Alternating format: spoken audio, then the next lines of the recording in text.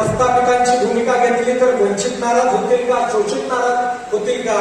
पण मताची तमा न बाळगता, कुठला जाती समूह नाराज होईल का नाही याची तमा न बाळगता, ज्या व्यक्तीने हा लढा पुढे उभारलेला आहे त्या व्यक्तीचं नाव आहे ॲडव्होकेट प्रकाशजी आंबेडकर साहेब, आणि त्यांना शक्ती देण्याचं काम, त्याचे हात बळकट करण्याचं काम आपल्या सगळ्यांना या ठिकाणी मनातून करावं लागेल. येणाऱ्या 7 तारखेला संभाजीनगरमध्ये जो भव्य मेळावा होणार आहे त्या मेळाव्यामध्ये झाडून उपस्थित राहण्याचं, आपल्या सगळ्या समाज घटकातील बांधवांपासून तिथं उपस्थित राहण्याचं काम करावं लागेल. साहेबांनी सांगितलं आणि साहेबांच्या भूमिकेला आमचं समर्थन आहे की मराठा समाजाला आरक्षण देण्यामध्ये कुणाचा विरोध नाहीये, परंतु मराठा समाजाला आरक्षण देत असताना मराठा समाजाचं ताट वेगळं असावं ही जी साहेबांनी भूमिका घेतली आहे त्या भूमिकेचं समर्थन करायला साहेब आझाद समुदाय या ठिकाणी एकवटलेला आहे.